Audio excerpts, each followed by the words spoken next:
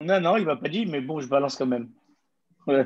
Bon, Vedrat Hachem, faut qu'on fasse un knas à celui qui envoie pas en temps et en heure, que c'est lui qui fasse le lendemain aussi, je crois. Non, c'est pas ça le CNAS. Il faut par 5 000 euros, par quelque chose, 5 000 Ah, shekels ou quelque tu. chose comme Ah, c'est ça. une bonne idée, ça. Et direct, tu vas voir comment ça va se passer. Quand est-ce que c'est le tour de miel? Quand est-ce que c'est le tour de miel? Moi, il n'y Bon, a on y pas de va. tour. Alors, Vedrat Alors, Hachem. Attends, moi, il faut que, moi il faut cher, que ce moi, soit c'est écrit un en bon truc qui est 100 français, hein, shekels. en Je bon me promets français. un, il va te l'écrire. Alors, on y va. Donc, Vedrat Hachem, on en était à Dafhe, à Moudalef, en bas, en bas, en bas, en bas.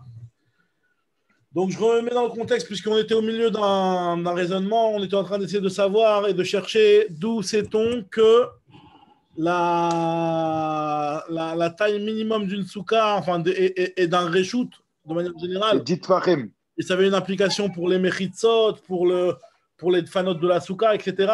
D'où on sait que le minimum, c'est dit Fahim, et on avait apporté dans un premier temps, du Aaron à Kodesh avec la caporette, et on était en train d'essayer de chercher d'où sait-on que la caporette, elle fait un tefar.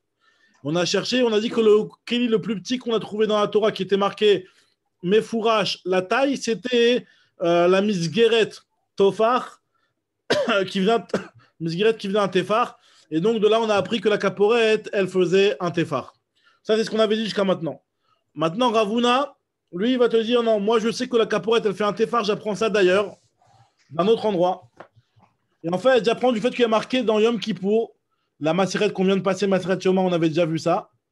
Où il y a marqué que Yom Kippour, à un moment, le Kohen, il va devoir jeter le sang le dam à part et dam à saïr vers la caporette, vers le Aaron à Kodesh. Il y a marqué qu'il jettera ça, el pene à caporette, vers la face de la caporette. Donc de là, on voit que la caporette, elle a une face. Et une face, quelle taille ça fait une face? Alors, la Gemara dit que la taille d'une face minimum, ça n'existe pas moins qu'un tefar. Alors c'est vrai que la taille d'un homme, elle fait plus qu'un tefar, tu vois. Mais, la taille c'est un tefar. Alors, ce que la Gemara va nous dire tout de suite. Ravuna Amar, lui, il te dit qu'on sait, on connaît la hauteur de la caporette, Mehacha, du fait qu'il y a marqué Alpene Kaporet Kedma. Ça veut dire que le Kohen Gadol va devoir jeter le dam à part vers la caporette, vers le Mizrach, Kedma. Ve'en Panim, par mi tefar, quand on parle de Panim, minimum, c'est un tefar. Donc de là, on apprend que la face, que la hauteur de la caporette, elle fait un tefar. Alors la Gemara dit ok, mais peut-être ça fait pas référence au panim d'un homme. C'est vrai que chez l'homme, la taille minimum pour un enfant, on va dire, c'est un tefar. Mais pour un, d'autres créatures qui ont des faces qui sont beaucoup plus grandes. Comme on avait déjà parlé ça dans ma Sechet Yoma, ve'eima ke'ape de Bar Yuchni. Comme la face de Bar Yuchni. Bar Yuchni, c'était l'oiseau géant là. Vous vous rappelez, on avait vu dans ma Sechet Yoma, on en avait parlé. Et on avait même rapporté le Rashi qui disait que une fois, il y avait une Bar Yuchni qui avait pondu un œuf. Et cet œuf-là, il avait enseveli, il avait englouti 60 villes, 60 villages. Donc, c'est un oiseau géant. Donc, quand on parle de visage, tu fais référence au visage de l'homme et pas au visage de Bar Yuchni. Alors, on nous dit la Gemara, la même réponse que ce qu'on avait déjà donné, c'est que tafasta meroubé, lo tafasta moat, tafasta. Tout le temps, on avait dit que quand on peut, comment on appelle ça? On prend le chiour le plus petit. Attends, je leur dis juste qu'on a démarré. Pour celui qui. Alors, Bedrat Hashem. Donc, très bien. Maintenant, la Gemara te dit, donc c'est pour ça que quand on parle de peiner par rapport à la caporette, on prend la taille du visage d'un homme et pas la taille du visage d'un géant. Alors la Gemara dit, ok, alors mais prends quelque chose de plus petit que l'homme. Si vraiment tu veux prendre le plus petit chiot, prends la taille d'un petit oiseau. Un petit oiseau, sa tête, elle fait même pas un tefar. Ve'ema ki apedetsi parta des outar tuva, prends le visage d'un tsipor, d'un oiseau qui est encore plus petit. Alors, l'agma, à cause de cette couchia-là, l'agma, elle va changer de pshat. Elle va revenir sur ce qu'on avait dit depuis le début. Et elle va dire qu'en fait, elle va expliquer les paroles de Ravuna qui a dit que pne, ça fait référence à l'homme d'une façon différente. Amar Yaakov, Ravuna, pene gamar. En fait, Ravuna, lui, quand il nous a dit que dans Kaporet, il y a marqué pene, et qu'après, lui, il a fait référence à la face d'un homme, c'est pas parce qu'il a choisi au hasard. C'est parce qu'en fait, il avait une xéra shava entre les termes pene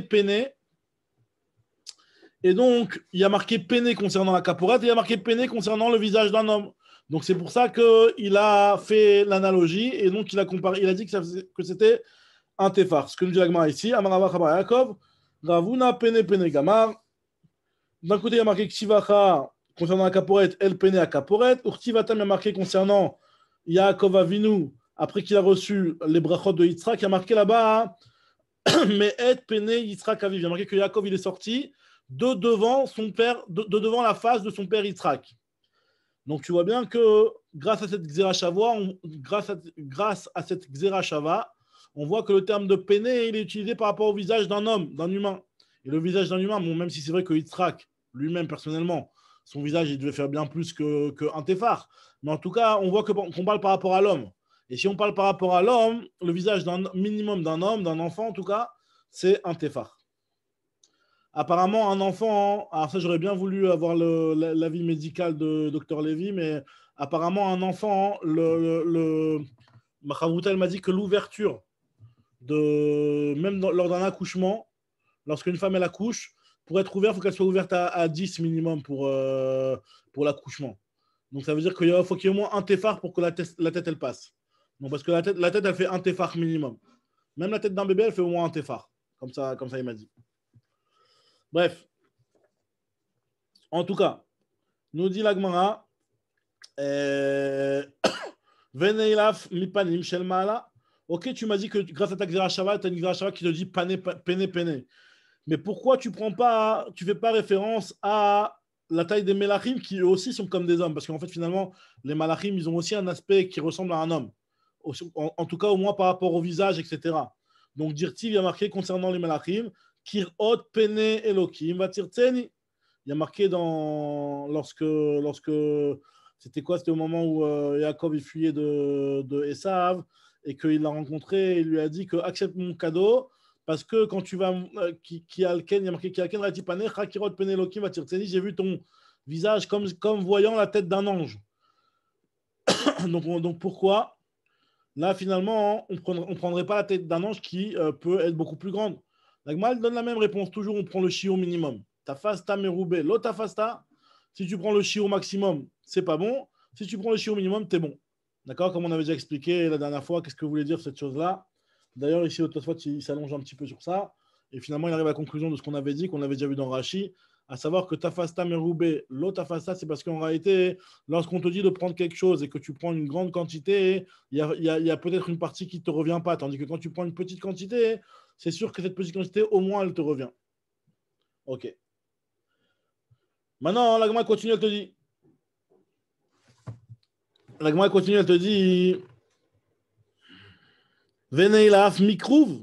On n'a qu'à apprendre cette grâce des kérouvim. Dirtiv al el akaporet iyu pene akérouvim. Donc, el akaporet, sur la caporette, il y aura les kérouvim. Et la Gemara pensait que le visage des kérouvim, il était moins qu'un téphar. La Gemara va lui dire non, bah t'as raison, on apprend des kérouvim.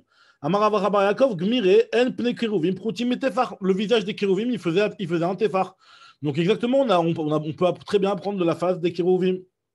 Donc les kérouvim, je rappelle, c'est les petits chérubins, les petits enfants qui sont dessinés avec des ailes d'ange sur la caporette du Misber, du Aaron. Ravuna, c'est de là qu'il apprend Ravuna, effectivement. Il apprend des kérouvim. La Gemara te dit, Oumaï Kérouv, c'est quoi ce. La Gemara, elle fait juste une petite parenthèse. Comme on a parlé des kérouvim, elle t'explique c'est quoi le terme de kérouv. Pourquoi les chérubins, on les appelle chérubins? C'est quoi les chérubins? Alors nous dit la Gemara, Maï Kérouv, Amar Abiabaou, Kéravia. Ravia, ça veut dire un tinok en araméen. C'est Kéravia, il ressemble à un enfant. Chez Ken, Babel, Korim, Leyenoka, Ravia. En Babel, on appelait en araméen un tinok, on appelait ça Ravia. Donc, c'est pour ça que Kérouvim, ça fait référence à des enfants. Agma pose la question à Mal et Abaye. Abaye pose la question, il demande il te dit, Elameata, Dirtiv, Pne Aechad, Pne Akerouv, Pne Acheni, Pne Adam. Il y a marqué dans le Sefer Yecheskel qui décrit un petit peu par prophétie les Kérouvim qui sont sur le Kisei Hakavod, je crois, si je ne me trompe pas. Et sur la Merkava, la Merkava, ouais, ok, c'est un petit peu des choses de kabbalistiques, donc bon, sans rentrer dans les détails. Et là-bas, il y a marqué qu'il y avait 4 visages et il y a un visage qui ressemble à un kérouv et un visage qui ressemble à un homme. Machma que le kérouv, ce n'est pas un homme. Il y a marqué Pene Echad, Pene Kérouv, ou Pene Hacheni, Pene Adam. Après, il y a marqué qu'il y en a un qui est comme un lion, il y en a un qui est comme un aigle. Mais en tout cas, il y a marqué qu'il y a un visage de Kérouv et un visage de Adam. Alors, la te dit Kérouv, Aïnou Kérouv, Aïnou Adam. D'après ce qu'on vient de dire, c'est Kérouv et Adam, c'est la même chose.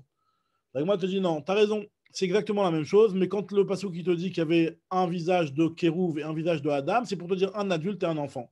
Aperavreve, Apezoutra. Aperavreve, ça veut dire un visage d'une grande personne et Apezoutra, c'est un visage d'une petite personne. Yohan Bokara qui entre. Très bien. Chazak Baruch. Shavua Tov ou Mazal Tov. Shavua Tov, Shavua Tov. On est en train de réfléchir quel knas on mettra à celui qui n'a pas envoyé le résumé. On réfléchit. Il y en a qui veulent que ce soit des billets, il y en a qui veulent que ce soit peut-être de refaire le lendemain encore une deuxième fois. On va réfléchir. En tout cas, voilà. Donc là, sérieusement, on a démarré la Gemara. On en est à Daf He Amud Bet. Et on a vu jusqu'à maintenant que la caporette, en fait, on a vu la hauteur de Dit Fahim. On est en train de parler de la hauteur de Dit Fahim, d'où on apprend cette notion-là de hauteur de Dit Fahim. On avait dit qu'on apprenait ça du Aaron grâce à la caporette qui faisait un Tefar. Le Aaron, il faisait 9 Tefahim et la caporette, c'était un Tefar en plus. On avait dit d'où on sait que la caporette, elle faisait un Tefar. On a vu une première façon de... Hop, il est sorti. Il est sorti, Johan. Bon, c'est pas grave. Donc c'est juste pour résumer, donc ça fait du bien à tout le monde qu'on rappelle. On a vu dans un premier lieu, le revoilà.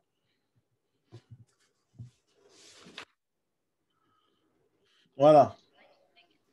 C'est bon, donc voilà, on a vu dans une première version, c'était de dire que la taille minimum du Kéli le plus petit qui est marqué explicitement dans la Torah, c'était un Tefar.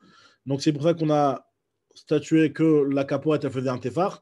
Ça, c'est une première version. Et là, maintenant, ce qu'on vient de lire jusqu'à maintenant, c'est que on apprenait une Xera Shava par rapport au fait qu'il y a marqué dans la caporette, il y a marqué Pene. Pene, c'est un visage. Et ce visage-là, c'est le visage d'un enfant qui fait au moins un tefar une taille de un tefar.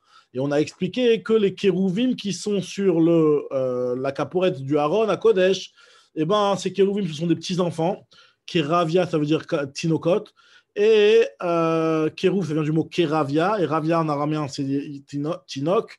Et en fait, finalement, la taille de leur visage faisait un tefar. C'est de là-bas qu'on apprend le inyan de justement que l'épaisseur de la caporette, il y a marqué pene. Et le pene, ça fait référence à un pene, à un visage, le plus petit visage qu'on connaît. C'est le visage d'un enfant qui est de un tefar. Très bien. Maintenant, la Gemara continue. Bon, ça, après, on a fait une petite parenthèse avec un passage dans Yecheskel où il y avait marqué que sur le Kisa Kavod ou sur la mer Kava, en tout cas, il y avait 4 visages. Un des visages, c'était un lion. Un autre, c'était un aigle. Un autre visage, c'était un homme. Et le 4e, c'est un kérouf. Donc, moi, je que le kérouf, c'est pas un homme. On a dit non, il y a l'homme adulte et il y a l'homme enfant. Le kérouf, c'est l'homme qui est en enfant. Très bien. Donc là, on en est Dafhe Amoudbet Mimai. Voilà, Mimai. C'est un nouveau point. Chez moi, il y a un petit point. Donc, c'est un nouveau petit sujet. Donc, en fait, là, ce qu'on va voir, c'est que jusqu'à maintenant, on a dit que la taille minimum d'une souka était de 10 Fahim par rapport au fait que la Mechitza, elle devait avoir la taille de 10 Fahim, comme on a vu que toutes les Mechitzot, on les apprenait de là-bas, que ça devait faire une taille de 10 Fahim. Alors, la Gemara se pose la question Mimai de Chalala Asara bar mischacha. Eima bahad deschacha. Peut-être, en fait, quand on te parle de la taille de 10 Fahim, c'est pas indépendamment du srach et le srach, il est par-dessus les 10 Fahim. Peut-être qu'en fait, c'est 10 Fahim avec le srach.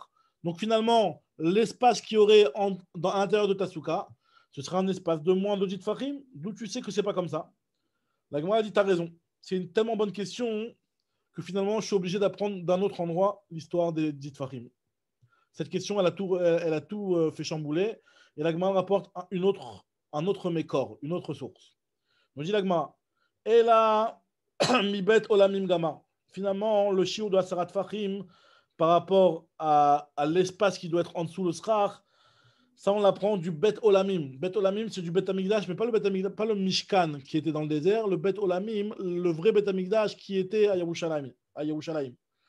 puisqu'il y a marqué dans le Sefer Melachim, lorsque Shlomo HaMelech il a construit le Beth Amikdash, il y a marqué là-bas, Ve'abayit, dirtiv, Ve'abayit, Asher Bana HaMelech Shlomo l'Hashem, la maison que le roi Shlomo a construit pour Hachem, Shishim Ama Orko Ve'esrim Rochbo, ou Shloshim Ama Komato. Donc la maison du Beth Amikdash, donc quand on parle de la maison, ici on parle du bâtiment même du Echal, c'est-à-dire que ce n'est pas tout ce qu'il y a autour, la Hazara, etc. Mais on parle du vrai bâtiment qui est au milieu. Donc nous dit le Passouk dans Sefer Melachim que Shlomo HaMelech il a pris des dimensions d'une hauteur de 60 amot, non mais une longueur de 60 amot, une largeur de 20 amot et une hauteur de 30 amot, 15 mètres de hauteur. D'accord? Donc c'était pas mal haut. Et il y a marqué là-bas, qu'est-ce qu'il y a marqué? Urtiv, Komat Akeruv Aechad, Eser Ba'ama, Vechen Akeruv Asheni. Il y a marqué que Komat Akeruv Aechad, la taille d'un kérouv, parce que Shlomo HaMelech, il y a marqué que lui, dans le Kodesh HaKodashim, dans le Kodesh plutôt, il avait fait des kérouvim. Mais à la différence de ce qu'on connaît, nous, dans le Mishkan, les kérouvim, il ne les a pas fait sur la caporette du Aaron, mais il les a fait indépendants, des petits bonhommes indépendants, des petits bonhommes déposés à même le sol, pas sur la caporette. Comme ça, Shlomo HaMelech, il en avait fait une dizaine. Je crois qu'il en avait fait 10 piles, si je ne me trompe pas, parce qu'il y a marqué dans le Passouk là-bas. Et nous dit la Gemara que si, il y a marqué dans Shlomo HaMelech que la taille et la hauteur du Echal, il était de 30 amot. Et qu'il y a marqué que le kérouv, il faisait 10 amot. Un kérouv de 10 amot, donc de 5 mètres, énorme. Regardez ce que nous dit la Gemara. Il y a marqué Vea kérouv, je retrouve juste la ligne. Il y a marqué que Urtiv, Komata Kérouv Aechad, Eser Ba'ama, Vechen Akérouv Asheni. La taille d'un des kérouvim faisait 10 amot et pareil le deuxième. Donc ces kérouvim-là, ils se tenaient, comme j'expliquais, ils se tenaient directement sur le sol du Beth Amikdash et pas sur une caporette.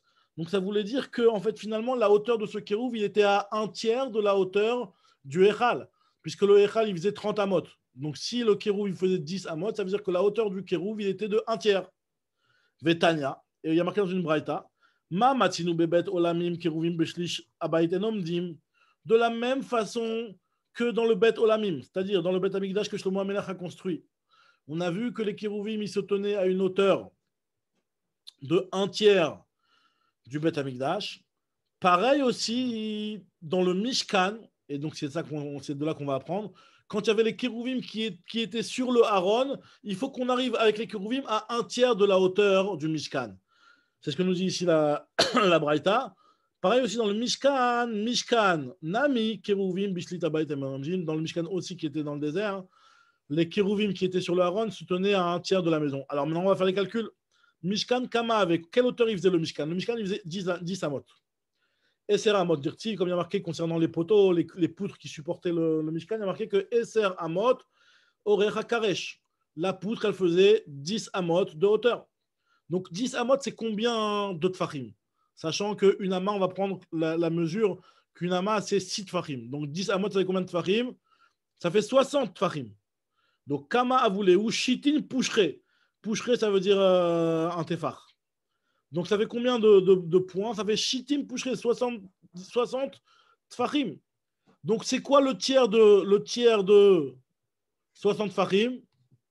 Ah, cher, c'est quoi le tiers de 60 tfachim? C'est 20 tfachim. 20 tfachim. 20 tfachim, c'est le tiers de 60 tfachim. Et donc, si on a déjà le Aaron qui fait 10 tfachim, donc ça voudrait dire que les kérouvim eux-mêmes, pour arriver à 20 tfachim, il faut qu'ils fassent quelle taille les kérouvim? Ils fassent eux-mêmes aussi 10 tfachim. Donc tu as 10 tfachim de Aaron et tu as 10 tfachim de kérouvim, tu arrives à une hauteur de 20 tfachim qui est le tiers de 10 amot qui en réalité rien d'autre que 60 tfachim. Donc finalement, on arrive avec la hauteur des kérouvim qui sont sur la caporette à un tiers de la hauteur du Mishkan. Alors maintenant, ok, très bien. Jusqu'à là, tout va bien, on a très bien compris. Maintenant, quel rapport avec la souka? La Gemara t'explique tout de suite. Or, il y a marqué, je lis juste dans les mots, Dal Asara de Aaron ve Kaporet, enlève les 10 tfachim du Aaron et de la caporette. Ça voudrait dire que les kérouvim, ils mesurent combien? Ils mesurent 10 tfachim.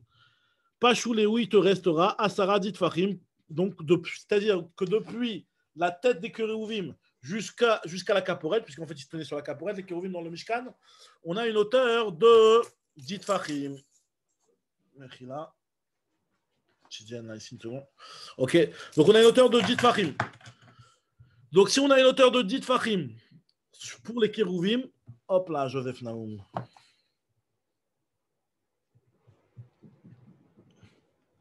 Joseph Naoum, voilà.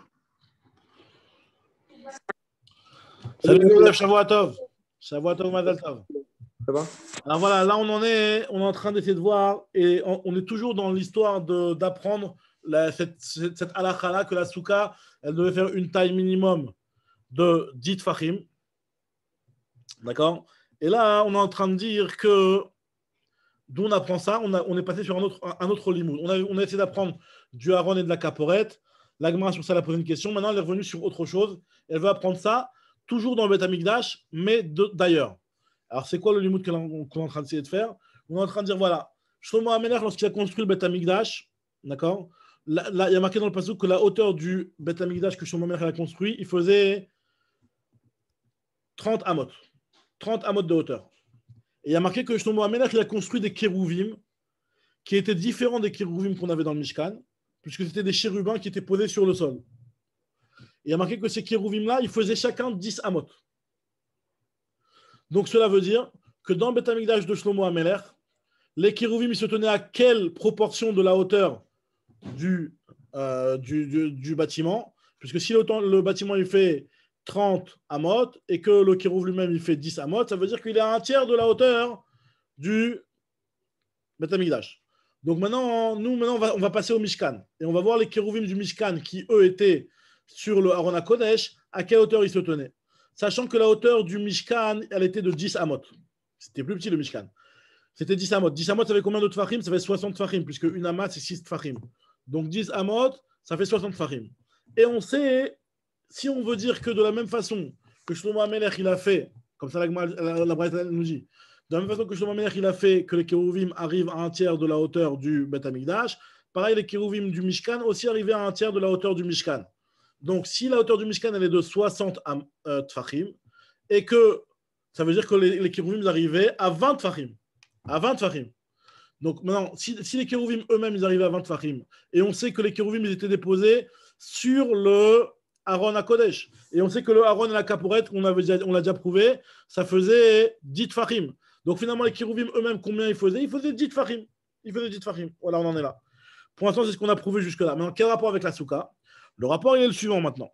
Urtiv, il y a marqué Vaïu Hakiruvim, donc on en est à peu près vers le milieu du Hamoud, d'Afé Hamoud Bet.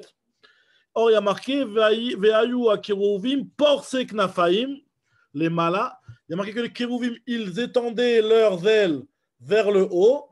Et il y a marqué ils étaient Sochechim Bekanfehem à la caporette. Ils recouvraient telle une souka avec leurs ailes sur la caporette. Donc ça veut dire qu'en fait finalement, cette taille-là qu'il y avait entre la caporette et les ailes des kérouvim, la Torah l'appelle ça un srach. Donc ça veut dire qu'un srach, il peut être mis à cette hauteur-là. Or la hauteur, d'après ce qu'on vient de prouver, elle était d'une hauteur de 10 tfachim. Donc de là on apprend que le srach, il peut être déposé à une hauteur de 10 tfachim. C'est ce que nous dit la Gemara. Maintenant nous dit la Gemara, je reprends dans les mots de la Gemara. Mais on calcule ou pas le srach? Plus haut et plus bas? Alors, Khazak, la Gemara tout de suite pose la question encore une fois. Non, bah justement, puisque là on est en train de voir l'espace. A priori, on considère que les ailes des kérouvim, elles étaient au-dessus de la tête. Donc, si les ailes elles étaient au-dessus de la tête, donc ça veut dire que le halal, l'espace qu'il y avait, tu as raison, Amia, c'est exactement ça la question de base, de savoir c'est quoi l'espace qu'il y a en dessous le srach. On voit que l'espace qu'il y a en dessous le srach, il est de 10 tfachim, puisqu'en fait, finalement, on considère que les ailes des kérouvim, elles arrivaient au-dessus de la tête. Donc 10 plus la tête, on sait qu'elle arrive à 10 tfachim.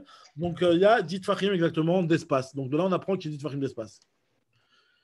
Regardez ce que nous dit la Gemara ici. Maintenant, la Gemara va poser une question. La Gemara va se demander d'où tu sais que les ailes elles étaient comme ça. Peut-être que les ailes elles étaient comme ça.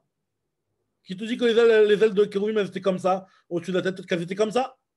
La Gemara va tout de suite se demander ça. De là, on voit qu'on appelle un srach quand c'est au-dessus de 10. La Gemara dit Mimai de Gatfinu il avait Reshayu Kaime. Qui te dit que les ailes se tenaient au-dessus de la tête? Qui te dit que les ailes se tenaient au-dessus de la tête? Peut-être que non. Dilma, la Hader Reshayu Kaime. Peut-être que les ailes étaient en même niveau que la tête. Et donc finalement, tu n'as pas de preuve qu'on a 10 tfachim à part les ailes, à part le srach. Amar Rava Chabar Yaakov, les malas. Il y a marqué que les ailes se tenaient les malas. Alors la Gemara dit peut-être que c'était encore plus haut, alors peut-être que c'était encore beaucoup plus haut, peut-être pas au niveau de la terre, peut-être plus haut que 10 tfachim. Veima Midle Tuva, encore plus haut, encore plus élevé. La Gemara dit Miktiv, les malas, les malas. Il n'y a pas marqué les malas, les malas. Il y a marqué que les malas. Très bien. Maintenant, la Gemara reste sur ça, et c'est ça un petit peu la conclusion pour l'instant de la Gemara, de dire que de là, on apprend la halakha des 10 tfachim. Maintenant, la Gemara te dit, ok, Anicha, ça me va bien, les Rabbi Meir. Alors, dans ma série de Menachot, il y a une grande marloquette. Comment considérer les amot de chacune des endroits où la Torah te parle en ama? Par exemple, là, on sait que dans les Kélim du Beth Amikdash, la Torah elle parle d'une ama. Combien de tfachim ça fait une ama? Combien de tfachim ça fait une ama? Alors, nous dit Rabbi Meir, on lui pense que Kol amot, ayu benoniot. Toutes les amot qui sont marquées dans la Torah, que ce soit les amot de la construction du Mishkan, dans le Binyan, ou alors dans les Kélim. Parce qu'il y a deux choses, il y a les Kélim et il y a le Binyan. Que ce soit dans le Binyan ou dans les Kélim, la taille des amot qui est utilisée, c'est des amot moyennes, à savoir des amot de sitfachim. Donc, ok, si on reste avec des amot de sitfachim, donc tous nos calculs ils sont bons. Parce que tous les calculs qu'on a fait, on a fait des calculs avec une ama qui faisait sitfachim.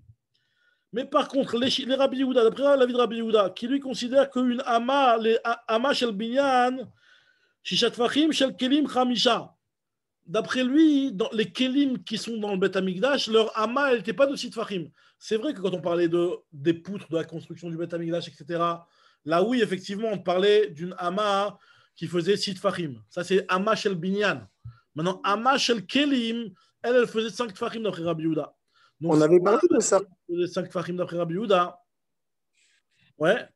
On avait parlé de ça quand on avait parlé aussi de Meïla. Quand il y avait les ouvriers du Beth Amikdash, qu'effectivement, il y avait les tfachim, ils étaient différents pour ne pas arriver à une aide de Meïla, si je me souviens bien, non? Ça me dit rien ce que tu dis. Quand, par exemple, on avait dit ils se suspendaient pour faire des réparations, des réfections, etc. au niveau du Beth Amikdash. Ça oui. Ils se couvraient. À un moment donné, on avait dit, je crois, que quand ils faisaient ils construisaient des choses, il ne devait pas arriver. On prenait la mida qui était. Ah oui, tu as raison. On prenait une mida plus petite. Là c'est autre chose. Toi, tu parles d'autre chose. Il y avait la hama. Il y a un endroit au Beth Amikdash qui s'appelait Shushan.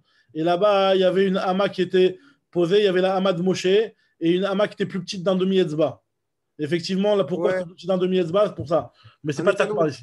Là, on parle est-ce que la hama de Shit Fachim ou une hama de 5 Fachim. Mais tu as raison que cette notion-là que tu dis, c'est vrai. Tu as raison. Maintenant, en tout cas, ce que nous dit la Gemara ici, c'est que d'après Rabbi Yehuda, qui lui considère que les amot, c'était des amot de 5 tfachim. Donc finalement, ça chamboule tout. Parce que nous, tout notre calcul, il est basé sur le fait que le Aaron lui-même, sur lequel il y avait les kérouvim, d'accord? Ok, avec le Aaron plus kérouvim, on doit arriver à 20. Maintenant, si tu me dis que les amot qui sont marqués dans le Aaron, c'est des amot de 5 tfachim. Donc, au lieu d'arriver à une hauteur de 9 tfachim pour le Aaron, on va arriver à une hauteur de combien? De 7,5. Puisqu'il y a marqué une ama et demi. Une ama et demi, si tu comptes des amot de 5 tfachim, ça fait 7,5. 7,5 plus la caporette, un téphar, ça fait 8,5. Donc, finalement, tu auras combien de taille pour les kérouvim? Tu auras plus de 10 tfachim. Tu auras 11 tfachim et demi. Donc, finalement, on a perdu notre référence. Donc, nous dit là, tu as raison. D'après Rabbi Yehuda, il y a un problème. Et là, Rabbi Yehuda nous dit la Gemara. Alors, je relis dans les mots comment la Gemara formule le problème. Et là, les Rabbi Yehuda, de Amar, Rama, Shel Binyan, Shishat Fachim, Shel Kelim, Khamisha Fachim, Khamisha, Maïka le Memar. Comment tu vas expliquer? Aaron et Kaporet, Laurent et Kaporet, Kamaou, ça faisait combien? Tmania ou Palga, ça faisait 8,5, comme on a dit, 7,5 plus 1. Pachoulé ou Khadsre ou Palga, il te reste 11,5 pour les Kérouvim. Alors, Eima Souka Adeavia Khatsri ou Palga, est-ce qu'on va dire que la taille minimum d'une Souka c'est 11,5 d'après lui? La Gemara dit non, tu as raison. Et là, Rabbi Yehuda, d'après Rabbi Yehuda, il chetag mirala. C'est une halakha Moshe Misinaï. Une halakha Moshe Misinaï qui est de nous dire que la taille d'une mechitza doit faire 10 tfachim. De Amar Rabbi Chia Barashi Amarav, Shiurin, Chatzitzin ou Mechitzin, halakha Moshe Misinaï. Nous a dit Rav Chia Barashi au nom de Rav, que les shiurim, on va expliquer cette braïta là dans le prochain daf, que les shiurim de la Torah, des issours, par exemple, quand j'ai marqué que tu ne dois pas manger kazaït, on va expliquer les différents shiurim. Pareil, la chatzitza, tout le lien de chatzitza pour la tvila dans le mikvé. Et pareil, les mechitzot, donc c'est-à-dire justement ce qui nous intéresse à nous, les murs de la souka, etc. Ça, c'est une halakha le Moshe Mishinai. Donc d'après lui, on n'apprendra pas des kérouvim, mais on apprendra par une halakha le Moshe Mishinai. Donc c'est pour ça que lui s'en sort beaucoup plus facilement quelque part, parce que lui, il a une halakha le Moshe Mishinai, à partir de laquelle on apprend les tailles des mechitzot. Très bien.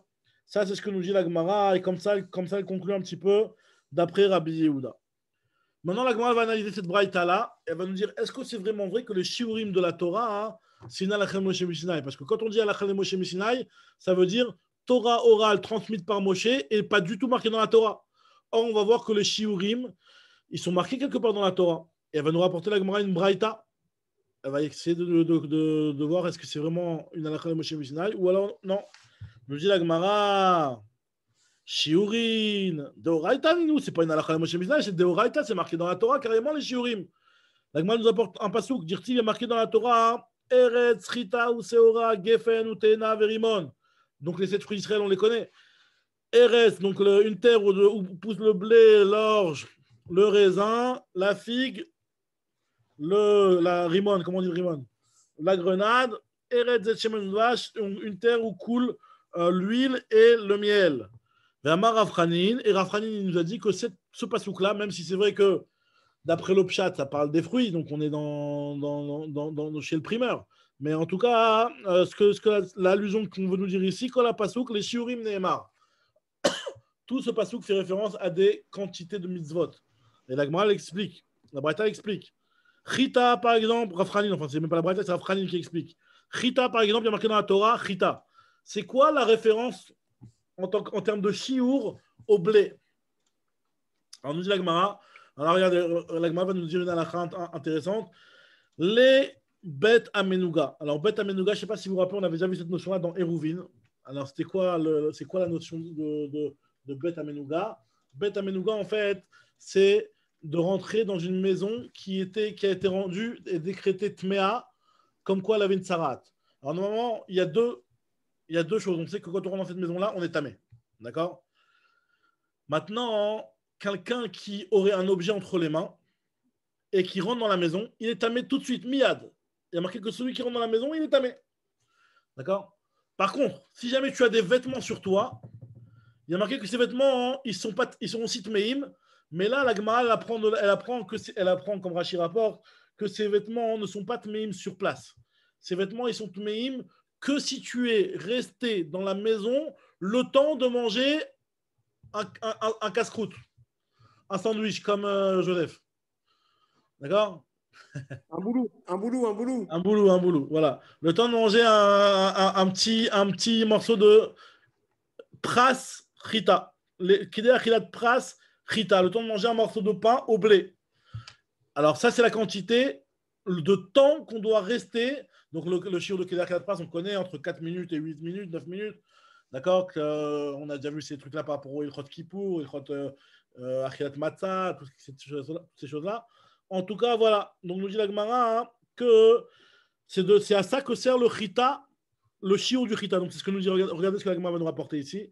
La Gemara nous rapporte comme ça. Chita, c'est pour le bet amenuga, sur celui qui rentre dans une maison dans laquelle il y a une sarade. Dans la Torah, Detnan, comme c'est marqué dans une Mishnah plutôt. Anichnat le bet amenuga, celui qui rentre dans la maison d'une tsarat, dans laquelle il y a une tsarat sur la maison. Vekelav al ktefav, vesandalav et tabeotav beyado. Il a ses vêtements sur ses épaules, il les porte pas. Et ses kelim, il les a entre les mains. Ses bagues, etc., il les a entre les mains, il les a pas sur son doigt porté. Donc nous dit la Mishnah, Hu vehen tmeim miyad. Ils sont tous tmeim sur place. Pourquoi? Parce qu'il ne les a pas en tant que vêtements. Il les a en tant qu'objet qu'il porte entre les mains. Donc un objet qu'il porte entre les mains, il n'y a pas cette règle-là du shiur de Kidea Chilat Pras. Par contre, nous dit la Mishnah, donc là je passe à Daf Vav Amud Aleph, Haya lavouche kelav et sandalav beraglav. Par contre, si jamais il avait ses vêtements et ses chaussures sur ses pieds, vetabeotav bezbeotav, il avait ses bagues au niveau du doigt. Ou tamé miad, lui, il est tamé sur place parce qu'il est rentré dans la maison. Par contre, eux, hen théorim. Pour l'instant, ils sont théorim. Achiyash et le temps qu'il reste, begdé achilat pras, le temps de manger un morceau de pain. Et c'est un pras, pas tritim, un vélo, pas de théorim. Un pain de blé et pas un pain d'orge. Parce qu'un pain d'orge, ça met apparemment un temps différent à être mangé. C'est plus difficile à manger, apparemment. Donc, hop là. Hop là, Mechila. Donc, celui qui reste dans la maison, ce laps de temps-là, le temps de manger un patritim, il est tamé. Donc, on voit hein, que le mot chita, il fait référence à ce shiur-là. Après, pour Seora, on a dit Eretz, chita ou Seora. Le Seora, ça fait référence à quel shiur dans la Torah?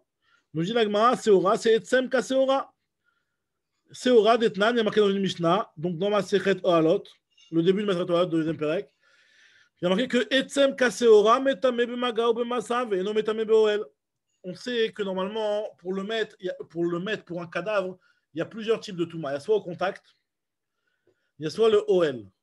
Maintenant, on sait que un Etzem, un os, lui, c'est pas vraiment de la chair. C'est pas un membre. Un os, c'est un os. Et un os, lui, pour qu'il soit metame b'maga, c'est pas un shiur de kazaïd comme de la chair. C'est un shiur plus petit, un shiur de seora. Un petit grain d'orge. D'accord? Etzem kaseora, il est metame bemaga ou bemasa. Veno metame beoel, par contre, il n'est pas metame beoel. D'accord? Nous dit la Gemara.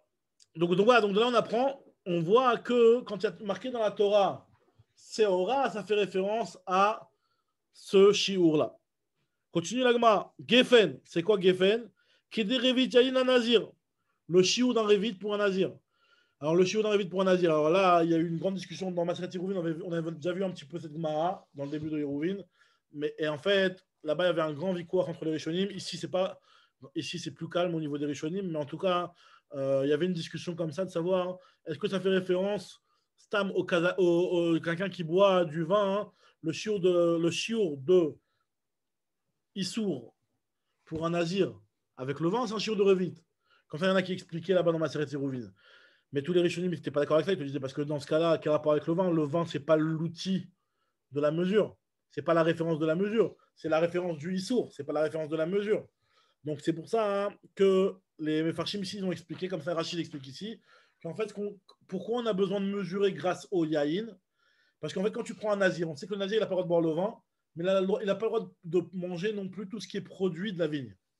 Par exemple, imaginons il veut manger des fleurs de vigne. Je sais pas, on avait vu dans Maseret Shioma et on a vu dans les Krot Yom Kippour que les loulav et gefanim, tu peux les manger s'ils ne sont pas trop durs. Okay, il veut les manger. Le nazir, il n'a pas le droit de le manger. Maintenant, lui, son issour, c'est à partir d'un révit. Donc, comment il va calculer ça quand c'est du solide? Alors, la façon de le calculer, c'est que tu prends ces loulav et gefanim-là, tu les fais rentrer dans un verre, et en fait, un verre qui est rempli à ras-bord. Et si jamais ce qui ressort, c'est un révit, ben finalement, ça voudrait dire que le volume de ce qu'il a mangé, c'est un révit. Maintenant, nous dit la Gemara que quand tu vas mesurer ce révit de cette façon-là, quand tu vas mesurer le volume de cette façon-là, il faudra le mesurer avec du vin. Parce que le vin, à la différence de l'eau, il va moins déborder facilement. Alors que l'eau, ça déborde. Vu que le vin il a une petite épaisseur un petit peu plus épais que l'eau, donc il ne va pas déborder facilement. Donc, à l'inverse de l'eau qui, elle, va déborder facilement. Donc là, il y a une différence un petit peu. Quand tu vas calculer ton volume en utilisant le liquide pour mesurer si c'est du vin ou si c'est de l'eau. Donc, c'est pour ça ici, on te dit que pour mesurer le volume, il faut utiliser un liquide de vin. Comme ça, il explique les Rishonim ici. Très bien. Donc, ça, c'est pour Geffen. Geffen qui dérive d'Yayin la Nazir.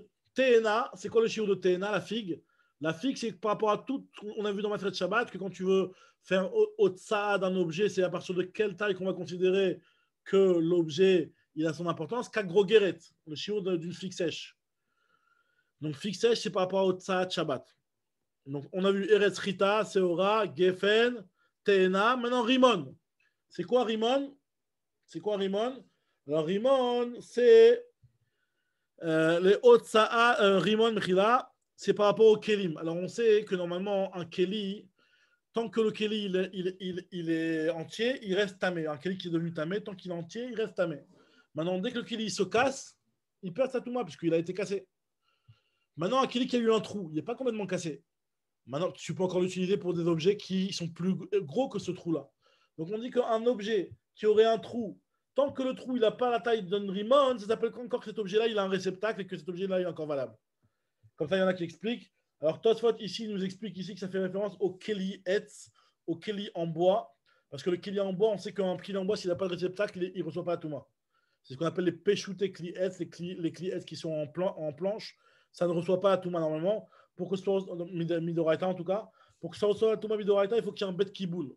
Alors maintenant, si ce Keli en Etz, il a un bet Kiboul, mais il a un trou d'une Rimon, alors là, on dit qu'il a perdu son statut de réceptacle. Par contre, s'il a un trou plus petit, vu que tu peux encore mettre des Rimonim à l'intérieur, ça s'appelle encore que c'est un réceptacle. Par contre, un Keli Cheres, comme ça, toi, tu te dis, un Keli Cheres qui lui aurait une taille qui aura un trou d'une taille de Rimon, ça va dépendre quel était l'objectif, enfin, quelle était l'utilisation de ce Keli-là. Si ce Keli-là, tu utilisais des olives avec, ben même dès qu'il y a une taille de plus grande qu'un olive, ben ça y est, il a perdu son statut de Keli.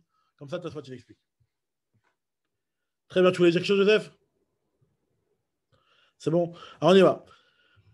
On nous dit la Gemara, ça c'est pour Rimon. Maintenant, on passe à la suite du passouk Eretz Zet Shemen Udvash. Alors, c'est quoi Zaït? Eretz Zet Shemen, nous dit la Gemara. Eretz Shekol Shiurea Kazetim. Une terre qui a tous ces shiurim qui sont kazetim. La Gemara dit quoi? Tous les shiurim, mais voilà, tu viens me parler des shiurim qui sont le chita, le seora, etc. Il n'y a pas que du kazaït dans les shiurim. La Gemara dit non, Rov Shiurea Kazetim. Le Rov des shiurim des mitzvot de la Torah, c'est toujours kazaït.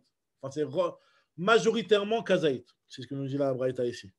Et là, Emma, Rov Shiurea Kazetim. Très bien. Maintenant, Dvash, c'est quoi le Dvash? C'est la date. La date, c'est ce qu'on vient de voir dans Masechet Yoma, Kakotevet Hagasa, Beyom Kippourim, la taille d'une date pour la quantité de l'Oteroune, Yishuva date de Yom Kippour. On a vu que la taille, c'était une date. Donc, en tout cas, pour revenir à la question de base, comment ça fait que toi, tu me dis que les Shiurim, c'est à la Chalem Moshe Mishinai? Pourtant, voilà, je t'ai marqué que tout est marqué dans les psukim là, donc Erez, Rita, Seora, Gefen, Tena, Verimon. Pourquoi tu me dis que c'est une à la Chalem Moshe Mishinai? C'est de Oraita Ninu. Alma de Oraita Ninu. Il m'a dit, ah bon, Vetisbara, mais comment tu peux me dire que c'est de Oraita alors que le pasuk ne parle pas du tout de ça? Vetisbara, Shiurim, Miktive. Est-ce que les Shiurim sont marqués dans ces psukim-là? Et là, il Chetaninu, c'est la Chalem Moshe Mishinai. Et ce pasuk, c'est une asmarta. Et là, il Chetaninu, Vekra, asmarta, Bealmaou. Et le pasuk, c'est juste une asmarta. Donc voilà, donc là, on a vu que Shiurim, c'était effectivement une alakha Moshe Mishinai. Maintenant, il nous reste deux choses à vérifier dans cet enseignement-là, pour les Khatsitzat et après les Mechitzot. Donc déjà, Khatsitzin. Khatsitzin, c'est pour la Khatsitza. La Gemara s'étonne aussi. Elle dit, je ne comprends pas. Pourquoi tu me dis que la Khatsitza, c'est une alakha Moshe Mishinai? La Khatsitza, c'est quelque chose qui est marqué explicitement dans la Torah. La Gemara, ce que nous dit la Gemara tout de suite. Je retrouve la ligne, Mechila. Khatzitzin d'Oraita Ninu. Khatzitzin, c'est Minatora, nous dit la Gemara. Dirtiv, comme c'est marqué dans le pasuk. Verachat. Comment c'est marqué? Alors, il y a des girsot ici. Verachat et Besaro. Il y en a qui disent Besaro. Verachat et Besaro. Bamaim. Vetaer. Il y a marqué dans la suite. Il y a marqué il lavera sa chair dans l'eau et il deviendra Tahor. Et de là, on apprend quoi de ce pasuk-là? Nous dit la Gemara, on apprend Shelo Yehe Davar Chotzez Beno Le Benamaim. On apprend qu'il n'y aura aucune Khatitsa entre sa peau et l'eau. Donc, à la fois de Khatitsa, ils sont marqués Mefouraj dans la Torah, puisque tu vois bien qu'on apprend du Pasuk Verachaz et Besaro Bamaim. Shelo Yehe Davar Chotzez Beno Le Benamaim. Alors, nous dit la Gemara, oui, tu as raison, mais en fait, la halakha est venue pour autre chose. Qui a taille Chetal les Se'aro. La Torah, elle est venue, la halakha de Moshe Mishnah, elle est venue nous dire que même dans les Se'arot, il peut y avoir un problème de Khatsitsa. Nous dit l'agma, mais même les Se'arot, c'est marqué dans la Torah. Déjà, elle nous rapporte d'où on voit que sur les Se'arot, il y a un problème de Khatsitsa. Comme ce qu'il a dit Rabba Bachana, Damar Rabba Bachana, Nima Achad Kshura Chotzetzet, un cheveu attaché, c'est une Khatsitsa. Shalosh Enam Chotzetzot. Pourquoi c'est une Khatsitsa? Parce que quand tu as un nœud sur un cheveu, l'eau, elle passe pas. Par contre, quand tu as trois cheveux ensemble qui sont accrochés, vu qu'il y a l'épaisseur des cheveux et en fait le nœud il va être moins serré, donc l'eau quelque part elle peut plus passer, donc c'est pas une khatsitsa. C'est ce que nous dit la Gemara ici. Shalosh enam chotzetzot. Shtaim en yoder. Shtaim il sait pas. C'est ce qui nous dit Rabba Bachana. Parce que Shtaim, ça déjà quand même serré, c'est entre les deux, c'est entre 1 et 3. Nous dit la Gemara, donc on voit bien que c'est marqué. Donc c'est pour les Seharot qu'on te dit la halakha de Moshe Mishnai. La Gemara elle te dit, mais Seharo Nami d'Oraita Ninu. Seharo aussi c'est d'Oraita, c'est marqué dans la Torah, Seharo. Pourquoi? Dire-t-il, il y a marqué Verachatz et Besaro. Le mot et qui a marqué, tu laveras ta chair dans l'eau. Le mot et atafel et Besaro, ça vient inclure ce qui est tafel au bassar. C'est quoi ce qui est tafel au bassar? Ce qui est second, ce qui est accessoire à la chair, ben, finalement, c'est les cheveux qui sont par-dessus la chair. Donc, nous dit la Gemara, Umayinu Seharo. Donc, c'est les Seharot. Donc, les Seharot aussi sont marqués mes fourrages dans la Torah. Et donc, c'est pas une halakha de Moshe Mishnai. Nous dit la Gemara qui a taillé le cheta, la halakha de Moshe Mishnai, elle est venue pourquoi? L'Egde Rabbi Yitzhak. Pour ce qu'il a dit Rabbi Yitzhak. Qu'est-ce qu'il a dit Rabbi Yitzhak? D'Amar Rabbi Yitzhak, Dvar Torah. Alors, vous allez voir ce qu'il dit. En réalité, finalement, on a dit que le principe de Khatzitsa concernant les cheveux ou concernant la chair, il est marqué dans la Torah. Donc, c'est quoi la part de halakha de Moshe Mishnai? Nous dit Agma, c'est comme ce qu'il a dit Rabbi Yitzhak. Rabbi Yitzhak, lui, il est venu nous dire que dans les Ilchot Khatzitsa, ce qui est minatora interdit, c'est Rubo ou Makpid. Une Khatzitsa sur le rov du corps et une Khatzitsa avec quelque chose sur lequel on est Makpid. Tant qu'il n'y a pas ces deux conditions, ce n'est pas minatora. Rubo veno Makpid, c'est Midarabanan. Miyuto ve Makpid, c'est Darabanan. Miyuto ve eno Makpid, c'est Moutar complètement. C'est ce qu'il nous dit ici. Torah, Rubo, Makpid, Alav, Chotzetz. Minatora, quand c'est un rov et qu'il est Makpid dessus, c'est une Khatzitsa. Vesheno Makpid Alav, eno Chotzetz. Quand il n'est pas Makpid, Minatora, ce n'est pas une Khatzitsa. Et Gazrou al Rubo, Sheno Makpid, Mishum Rubo ha Makpid. Et les Chachamim ont fait une Gzera. Ils ont interdit Rov Sheno Makpid à cause de Rov à Makpid. Ils ont interdit aussi Miuto à Makpid à cause de Rov à Makpid. La Gemara dit pourquoi tu n'interdis pas aussi Miuto chez No Makpid? Vélik on a mis un Miuto chez No Makpid à cause de Miuto à Makpid ou à cause de Rov chez No Makpid? Il a mis Mishum Grubo chez No Makpid. La Gemara dit non, c'est une Gzera, l'Gzera. Igoufa Gzera, Vanan, Nikom, Venixor, Gzera, l'Gzera. Donc on ne fait pas une Gzera une par-dessus l'autre. Maintenant, juste par rapport à cette histoire de Khatzitsa, il y a une grande discussion dans les Rishonim. D'ailleurs, Rashi ici et à plusieurs autres endroits, il nous dit qu'en fait, cette histoire de Rov à Makpid, c'est que sur les cheveux. Et sur la chair, même ne serait-ce que Kol Shehu, c'est déjà une Khatzitsa. Donc, c'est un très grand chidouche. Toi, il lui rentre dedans par rapport à ça. Au final, les Rishonim, ils disent que aussi bien sur les cheveux que sur la chair, ça va faire tout va se jouer par rapport au Rov à Makpid. Maintenant, quelle est la part de la halakha de Moshe Mishnai? Alors, ils expliquent les Rishonim. Il y a plusieurs avis dans les Rishonim. Il y a un Tosfot très intéressant dans Hiruvin ici, en fait, qui explique que finalement, sans la halakha de Moshe Mishnai, je me serais peut-être dit que même un miyut, c'est Makpid. Vient la halakha de Moshe Mishnai pour me dire, là, ça, ce que je dis, c'est marqué dans Tosfot Rosh Mechila.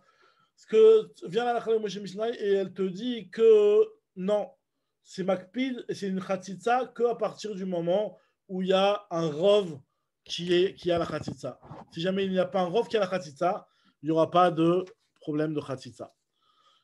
Il y en a qui disent l'inverse. Il y en a qui disent que sans la halakha de Moshe Mishnai, j'aurais dit que non, tu sais quoi, j'aurais dit que rien n'est Chotzetz. Même s'il y a plus que Rov, c'est pas Chotzetz tant qu'il y a au moins sur tout le corps. Et vient la halakha de Moshe Mishnai, il me dit non, dès que tu as le Rov, c'est déjà un problème. Comme ça, il y en a qui expliquent. Maintenant, la Gemara termine sur ça. On va terminer sur ça, je pense, pour ce soir. Mechitza, Mechitzin, maintenant pour l'histoire des Mechitzot. C'est quoi les Mechitzot? C'est Hade Amran, c'est ce qu'on a dit, la hauteur d'une Mechitza, qui est une hauteur de 10 Tfachim. Alors, il m'a dit, ok, d'après Rabbi Yehuda, on avait besoin de ça, mais d'après Rabbi Meir, on n'avait pas besoin de la halakha de Moshe Mishnai. Alors, la Gemara te dit, Anicha le Rabbi Yehuda, il a le Rabbi Meir, Maïka le Memar. La Gemara te dit, pourquoi elle vient la halakha de Mechitzot d'après Rabbi Meir, puisque la Mechitza, on l'a déjà appris du Bet Hamikdash. La Gemara te dit, non, d'après Rabbi Meir, la halakha est venue qui a taille il cheta, les goudes, la voud et d'Ofenakuma. Pour goud, alors goud achit, on avait déjà parlé de ça, c'est dans les Mechitzot lorsqu'on s'imagine qu'il y a une Mechitza qui monte ou qui descend. Ça, c'est goud achit ou goud asik. Tu as une Mechitza, tu vas la faire monter plus haut. Il y a la voud, c'est le fait de dire que quand il y a moins de 3 tfachim, tu vas considérer que c'était comme si c'était fermé. Et il y a Dofenakuma qui est de dire à partir du moment où il y a moins de Arba Amot, bah, tu vas considérer que c'est la Dauphin qui continue et qui rejoint le Strach. Ces choses-là, en fait, c'est une halakha de Moshe Mishnai. Chazak Obaour, les amis. Donc voilà, donc là on a fini le DAF pour ce soir. Bon, le résumé, peut-être que je vais me dévouer ou je ne sais pas celui qui veut se dévouer. En tout cas, je fais un petit résumé en une phrase de tout ce qu'on a vu ce soir. Alors ce soir, on a commencé à voir déjà la taille de la caporette. D'où sait-on que la caporette, elle faisait un téphar. On avait dit qu'on apprenait ça soit du plus petit des kélim, ou soit on avait vu après Ravuna qui avait voulu apprendre le fait qu'il y avait marqué péné, le visage. Alors ça, la Gemara avait essayé de comprendre c'était quoi cette histoire de péné. Là, la Gemara avait dit qu'il y a une xéra shava entre le mot péné et péné, et on sait qu'un visage minimum d'un enfant, ça fait un téphar. Après, la Gemara avait dit elle avait dit que finalement, si on apprend de là, on a quand même un problème. C'est parce que qui nous dit que quand tu vas calculer l'espace de la souka, finalement, il faut qu'il y ait 10 fahim à part le srar. Peut-être que les 10 fahim que tu m'as parlé, c'est 10 fahim en comptant et l'espace de la souka et le srar. Alors, ça, elle a fait intervenir un deuxième enseignement d'apprendre ça du Beth Amikdash, du fait que Shlomo Amelech, il avait construit les kérouvim à un tiers de la hauteur du Beth Amikdash. Et on avait dit que pareil dans le Mishkan, ça doit être à un tiers. Et il a marqué que les kérouvim, ils font un srar avec leurs ailes. Alors on avait fait le calcul, on avait dit qu'il y avait 10 fahim entre les ailes et la caporette. Maintenant, la Gemara avait essayé de poser la question, elle avait dit, mais d'après Rabbi Yehuda, tu n'as pas les 10 fahim, tu en auras 11,5 d'après Rabbi Yehuda. La Gemara dit à la Chalem Moshe Mishnai, et elle nous a rapporté la Chalem Moshe Mishnai, qui nous disait qu'il y avait 3 choses qui sont à la Chalem Moshe Mishnai. Première chose, il y a les shiurim. Deuxième chose, la chatzitza. Et troisième chose, les mechitzot. Alors, la Gemara, après dans le Davav, elle a analysé c'est quoi les shiurim. Alors, la Gemara s'est posé la question, mais ce n'est pas une Lachalem Moshe Mishnai, c'est Minatora. Elle nous a apporté une braïta avec Chita, Seora, etc. Toutes ces choses-là, où on voit que la Torah elle fait référence à des halachot directement. La Gemara dit oui, mais c'est pas marqué mes fourrages là-bas que ça fait référence à ces halachot-là. Donc c'est une asmarta be'alma, mais en fait, la vraie halacha, c'est une Lachalem Moshe Mishnai. Après, pour Khatsitsa, on a fait de comprendre c'est quoi la Khatsitsa qui est dans la Lachalem Moshe Mishnai, alors qu'on sait qu'il y a marqué dans la Torah les halachot de Khatsitsa. On a dit qu'en fait, la Lachalem Moshe Mishnai elle est venue pour me dire qu'on est interdit Minatora que Rov et Makpid. Maintenant, les Mechitzot, c'est quoi? C'est ce qu'on a dit, c'est la hauteur de 10 fahim pour Rabbi Yehuda, ou d'après Rabbi Meir, lui, ce ne sera pas pour lui la hauteur de 10 fahim, mais ce sera l'histoire de Goud, Lavoud et d'Ofen Akuma. Chazak Obaour.